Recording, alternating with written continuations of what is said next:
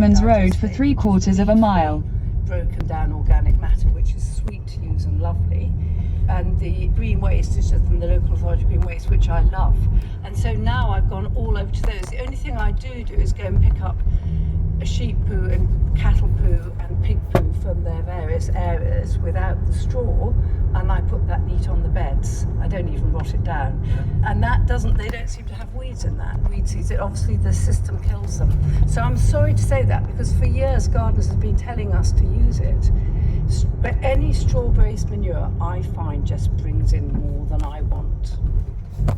We do find that horse tends to generate more weeds than others. But maybe yours are bedded on straw that you're getting it from. It depends what they're eating, isn't it? Yeah. See, a lot of horse pasture is pretty rubbish, isn't it? Because they're such awful grazers.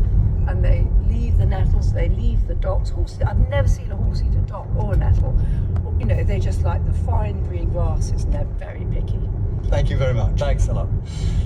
Thanks for those answers, panel, and more questions from the audience here in Pulham Market shortly. Now we're going to continue on the pongy theme, as you'll find out. We're well into spring, of course, and gardens have been patiently waiting for flowers to burst into colour, and showy blooms to do their thing. And sometimes waiting for a plant to flower can be a bit excruciating. But what if that flower was unpredictable and only flowered once every few years? Well, a couple of weeks ago, one such flower got over its shyness and came into flower. In 1/4 of a mile, at the roundabout, take the 4th exit onto Gale Street. In fact, I'd say it's well above average. Amorphophallus titanum, otherwise known as the Titan arum, or the corpse flower, finally opened its rare single gigantic flower inside Kew's Princess of Wales Conservatory, and GQT's James Watt was there to witness it. So you can smell it before you can see it. In fact, you can see the huge amount of crowds all clanging around. It's like a massive celebrity, and there it is. It's at least 2.5 meters tall, and it's almost hard to recognize as a plant because you're not seeing lots of green foliage. There's this enormous sculptural tower that almost looks like more like an animal than it does a plant. You know when you're so used to seeing spectacular things that are AI or CGI generated, and then you suddenly see it in person? I mean, it's just nuts. So I'm really excited to be here with Aidan Pike, botanical horticulturist here at Kew. Tell me more about this plant. When did it first open? So this individual started unfurling around 3:30 yesterday afternoon. We sort of started to see the first bits of the bract peeling away, and that's the cue, like tonight is the night. I mean, it looks almost much more like an animal than it does a plant. And then it also produces this really fetid aroma right at the center of the flower. Pretty much all Amorphophallus are pollinated by carrion flies, so both visually and with scent and with some thermal energy, they're trying to mimic to the flies that there's a corpse here, come and have a feast, to draw them in and get up all of it in the pollen, and then through that carry the pollen to another plant and get some fertilization going on. And this central, like this, just the size of it in this central tower, is that presumably evolved to help spread that scent as far as it will go?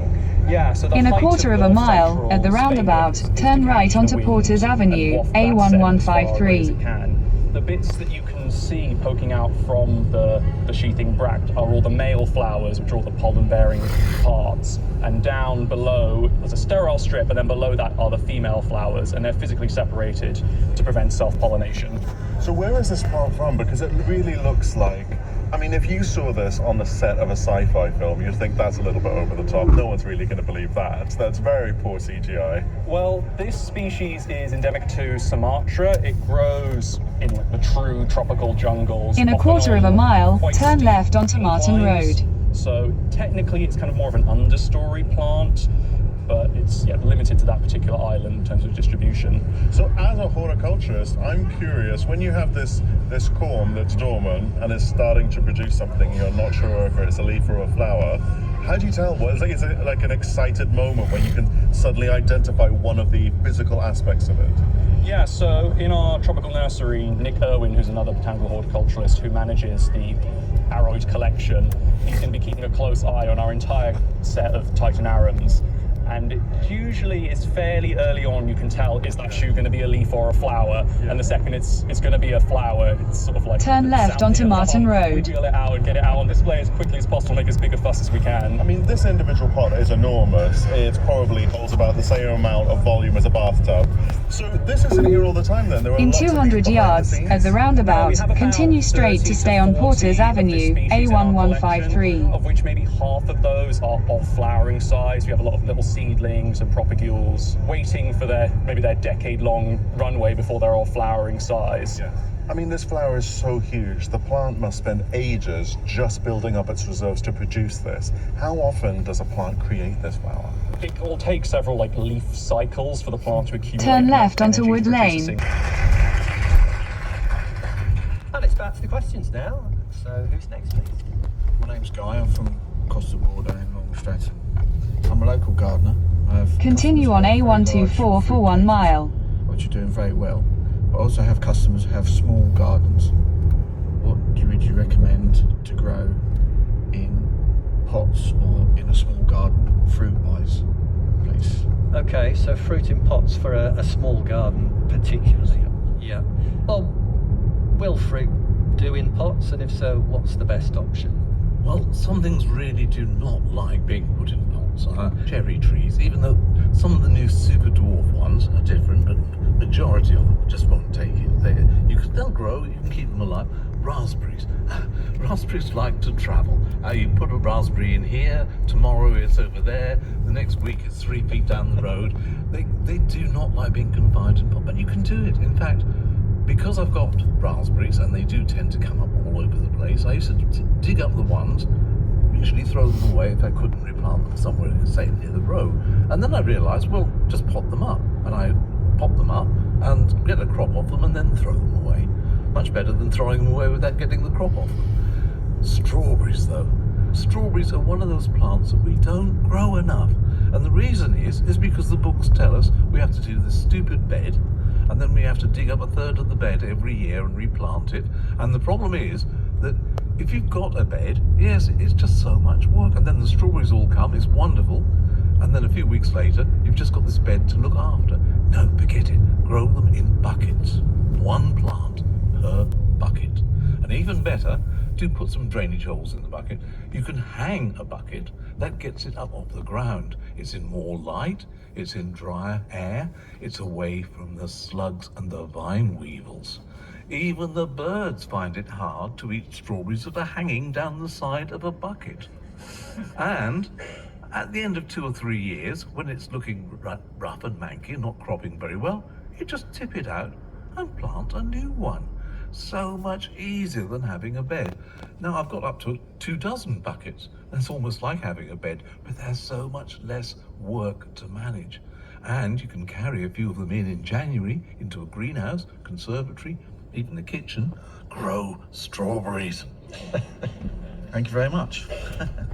Christine, what would you go for? I grow blueberries basically because I've not got acid soil, so I can modify the soil in the pot and put them into an ericaceous mixture and grow very satisfactory crops. I've tried putting them in the garden and they just sit there doing sweet, nothing.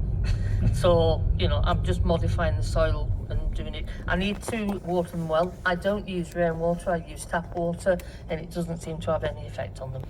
Does the size of the pot help? It's the smallest pot I've got them in is a 12-inch. Okay. But I've also got some in 2 foot big, and they're now big bushes. They're about sort of 3 foot high and at least 3 foot across. And you get a good crop. I do get a very good crop, yes. Blueberries will take shade as well. Yeah. People don't realise that, but Yeah. you can grow them in very shady places. That's good for small gardens. Yeah. Yeah, and they're not cheap in the shops, are they? So No, they're a great thing. I think to it's grow, cheap in the yeah, shops. yeah. They're Well, not, true. they're not In cheap 300 plants yards, either. turn right onto Fortery Gardens. I've tried taking cuttings many times and layering by plants. Okay. Buddy? The most prolific fruit tree I've seen in a pot is one of these dwarf peaches. And people buy, they've become all the rage recently, haven't they? And you have these little peach that's about Turn right onto Fortery 1 Gardens. metre high, and it will be hung with like 40 peaches, and they are divine. You know, fresh peach is so good. Whatever you're putting, fig, which is delightful fig, and they say dwarf, but mine is up to almost 1.5, 2 meters already, and it's only a couple of years old from cuttings. But you can In 200 yards, turn right onto So Meadway. you can be really brutal with them, and they will still produce. And then I love standard gooseberries. You know, grow them like a little stick with a top on. I think they look beautiful. And those dark red, is it Racula? The dark red gooseberry that you can just Turn eat right straight onto off the tree. Meadway. It's so sweet and delicious. You'll never want to cook it. That's lovely, and you would never be able to buy that. And a fig, you can never buy a ripe fig in a shop because they pick them green, ship them, and they don't ripen. In a quarter of a mile, So that is one turn thing that's left. So much more superior than anything you can buy. Do you have a name for the peach? There's quite a few dwarf. If you just put dwarf peach, Okay. I can't remember what they're called, but they'll come into fruiting in like 1 or 2 years, very quickly. Excellent. Thank you very much. Sounds quite productive. Wonderful. Thanks for your question, Guy. Let's take another one. Hello, my name's Becky. I'm from Norwich. I'm a gardener at a care home in Norwich, and I run a monthly gardening club with the residents, many of whom have poor mobility, trouble balancing, limited sight or dementia. What activities can you suggest for us to do, inside or out, while seated? In the past, we've planted bulbs in pots, sown large seeds like sweet peas, and done flower arranging with flowers from the gardens. We have a limited budget and are running out of ideas. Okay, well, sounds like you're doing quite a lot already, but let's see if we can find a few more things. Turn left onto Dawlish Drive. Hanging baskets are great, and often if you put out into the community, you're after old baskets, you'll get them. And I find people with mobility problems, if you get old sugar prongs, you know, for picking up sugar cubes, and people with mobility problems can then In 200 manage them. yards, at the roundabout, take the third exit onto South Park So Drive. like a pair of tongs. Yeah, Yeah, yeah. yeah. And you can get bigger ones. Yes, you can, Use in yeah, the kitchen. yeah. Yeah. Okay. Bunny? So did you say this is inside or outside? Usually inside, Can you go outside or not? yes. Yes. But if there's a slight breeze, I tend not to. Yes, so we worked on the Horatio's Garden, which is the gardens for severely spinal injured patients in Wales, Oswestry. And there, the whole point of these gardens is to encourage people outside. And so in each garden, we have a gardener who actually does the horticultural In therapy 300 for yards, the patients turn as left well. onto These South people, Park their life Terrace. has changed just like that, overnight. They suddenly, from being active and fully able, they are suddenly wheelchair bound or in a bed. And quite a few of them are in the hospital beds that we wheel out into the gardens. And so every patient, as you will find, has very different capabilities, don't they? If Turn they're left onto blind, South Park even Terrace. Seed sowing, you do manage to find ways if you've got big seeds, as Christine said. But we tend to do a lot of propagation with them, growing plants like sweet peas. In 300 smell yards, nice. turn right onto Lot of Esher raised Road. beds. We have them at different heights for different mobility levels, and we have areas in greenhouses for them to work as well. And then we sell the plants as well, so it all helps to the garden. And they take an active interest in the garden. Turn right just onto being Esher Road, then outside. turn left onto Betchworth They Road. can be outside. It does seem to calm them, isn't it? They do say as soon as you look at green, you breathe fresh air, and spend more time outside. We have a lean-to area, we have the greenhouse, and then we have covered arbours. In 200 They can go yards, outside turn as left well. onto Green So they Lane, can enjoy the fresh air as much as A1083. possible. And I just think that's key, because you feel so sort of kempt up inside, don't you?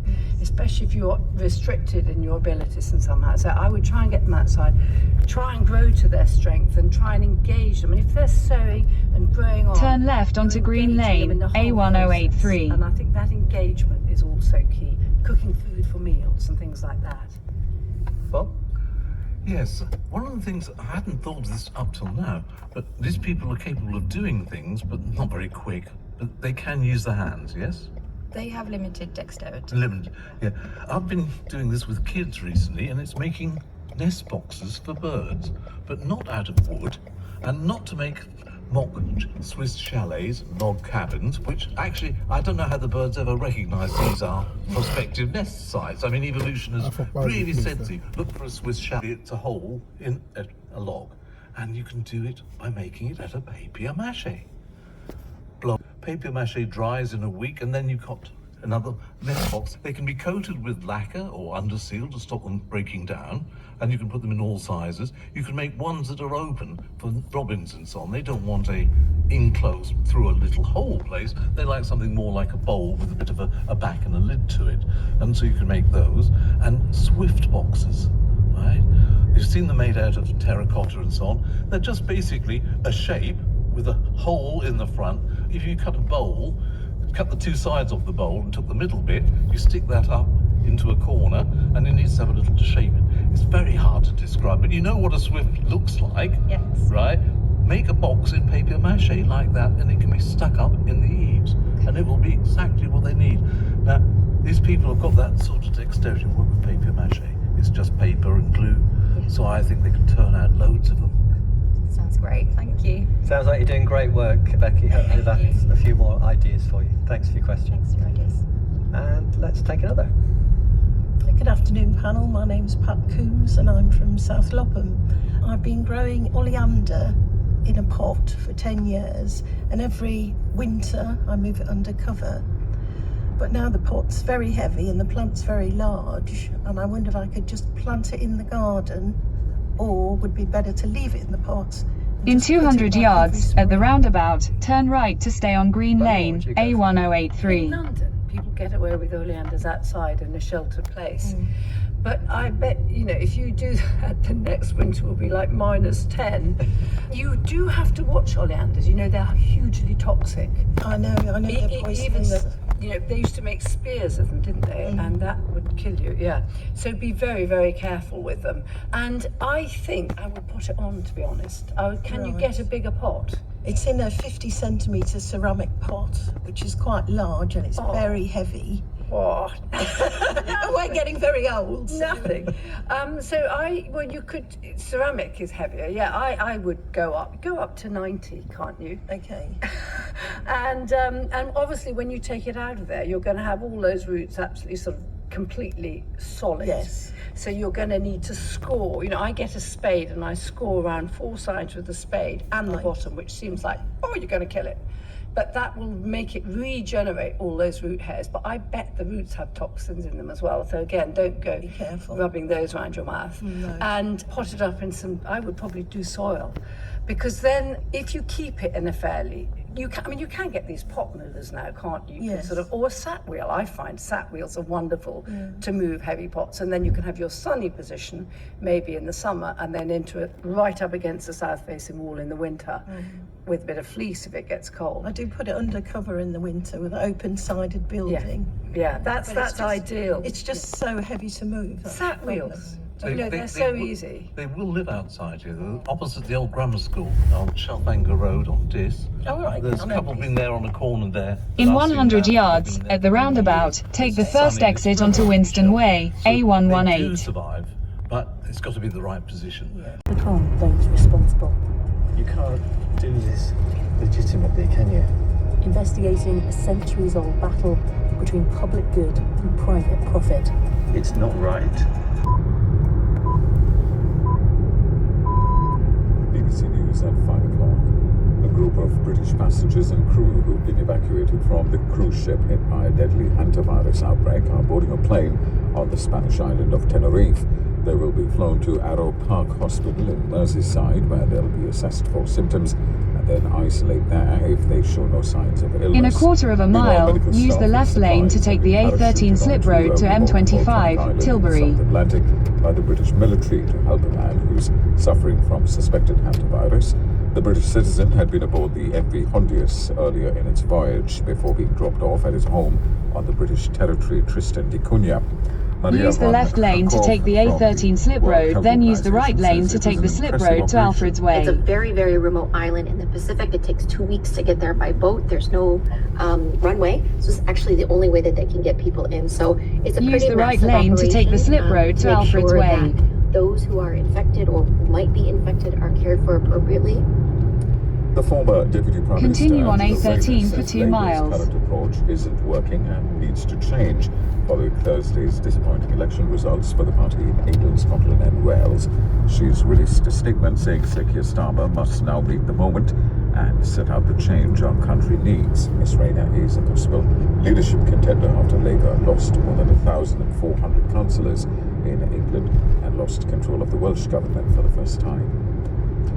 Iranian state media says Tehran has sent its response to US proposals to end the Middle East conflict. No further details have been released. Reports suggest the White House proposed a 14-point memorandum of understanding which could lead to negotiations on Iran's nuclear ambitions. In football, Celtic have beaten Rangers 3-1 in the Scottish Premiership. It means Celtic are now just a point behind Hearts, the surprise league leaders, with 2 games to play. BBC News. James Marriott of the Times newspaper has recently made a series for Radio 4 about the history and importance of reading. In the second of 3 programmes, James looks at how the reading of novels spread in the 18th century and asks what the trend did for society. We'll be hearing that in around 10 minutes on Radio 4. First, for Witness History, Jane Wilkinson is taking us back to World War II with a classic whodunit to explain how one of the most popular board games was invented.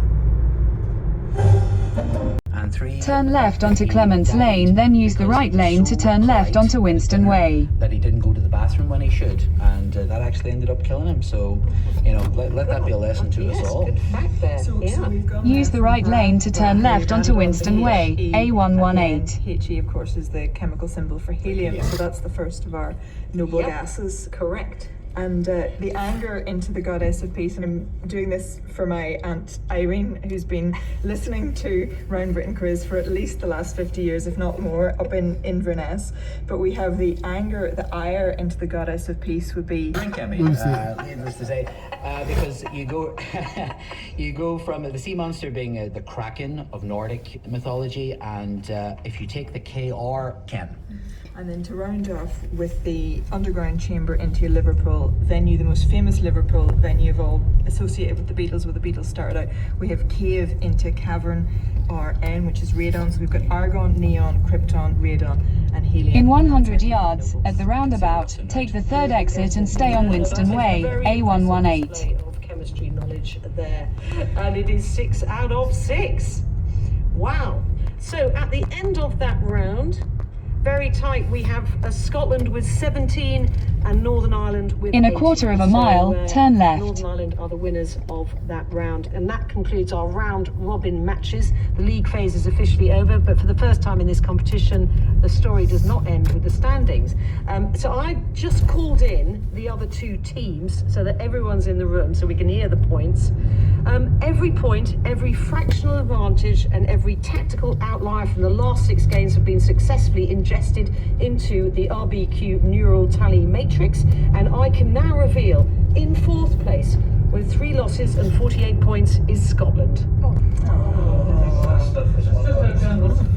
Absolutely. Very generous of you to give away Scotland. In 3rd place with 1 win, 1 draw, 1 loss and 58 points is Wales.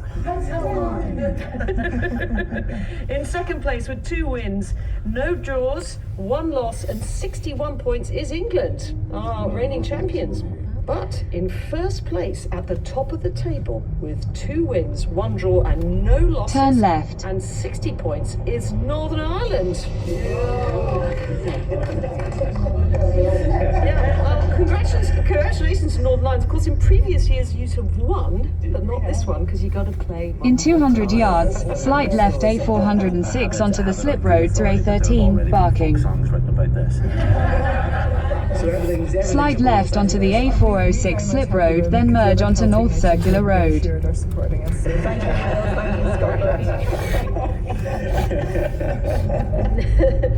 So next week the league table is locked away, it's a clean slate and a must-win battle. The top 2 teams, Northern Ireland and England, are heading straight to our first ever grand final, which will take place in 2 weeks' time in the Blackpool Tower Ballroom. Oh, no, sorry, producer's just saying we've had to rearrange that. It's gonna be here in this hotel conference suite. Never mind. And next week, playing for 3rd place are Wales and Scotland, so be sure to tune in for those 2. There's just time to leave you with another teaser. What came naturally to these 4 presidents and decidedly unnaturally to 4 others? William Henry Harrison, Zachary Taylor, Warren G. Harding, and Franklin D. Roosevelt. So what came naturally to them and decidedly unnaturally to 4 others, which we'd like you to name. And you'll find that question on our website, and we'll give the answers next week. But until next time, from all of us at Round Britain Quiz, goodbye. Well done, all of you. It was a very nice.